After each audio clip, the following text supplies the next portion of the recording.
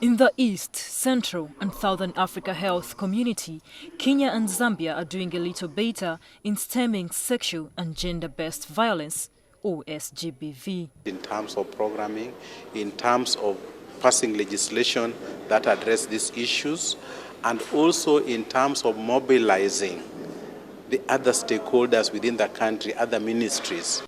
The two countries are implementing the prototype policy, a trial kind of policy that addresses sexual and gender-based violence issues.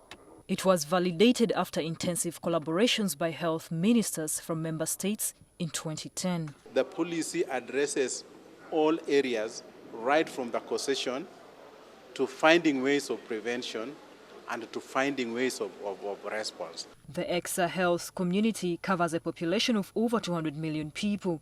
However, globally, it is one with very poor health indicators of child and maternal health, with a growing SGBV menace. Uganda is one country within the region that still grapples the most with this problem. The 2011 Uganda Demographic and Health Survey points out that 6 out of every 10 women know that it is okay for husbands to beat their wives for reasons such as burning the food, arguing with the man, going out without telling him, neglecting the children, and denying a man sex.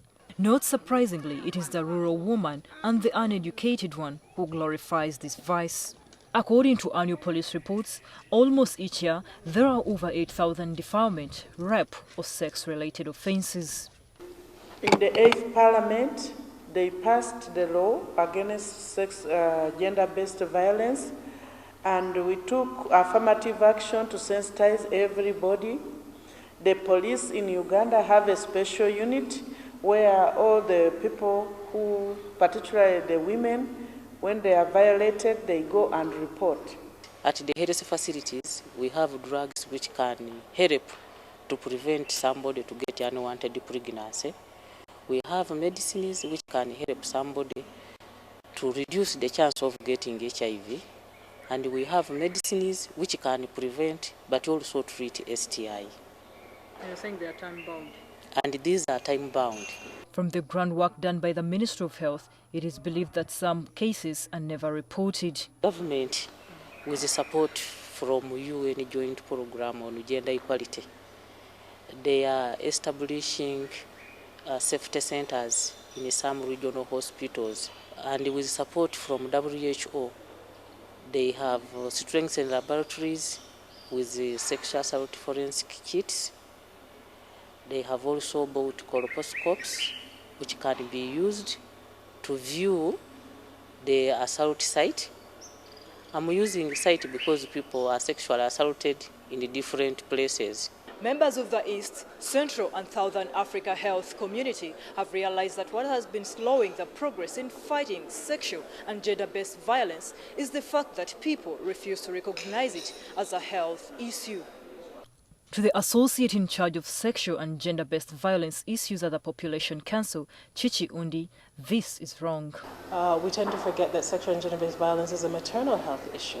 And so when we think of maternal health, we're often thinking about family planning and antenatal care, forgetting that a lot of women that seek these services are actually victims of violence themselves, and this affects their ability to have healthy children and to lead healthy reproductive lives. She says that the myth around SGBV is that it is a private and personal issue, yet in actuality it is everyone's concern because it has profound health, economic and social implications. We cannot pretend to be addressing other health matters without addressing issues of gender-based violence and child sexual abuse. It is apparent that SGBV effects have been much felt by those in the health sector.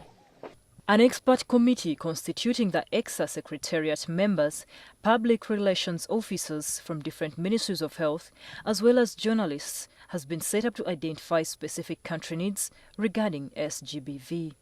Of course, there are challenges, especially when dealing with these sensitive matters, but I believe that we are best placed to speak about these issues, being who we are. But even as the health sector takes the lead, there is need for other sectors to fall on board. Other sectors include the police and justice sector and the social sector. If the three come together, the ministers believe that a lot of the immediate and long-term needs of anyone experiencing violence can be met. Florence Nalimba, NTV Arusha, Tanzania.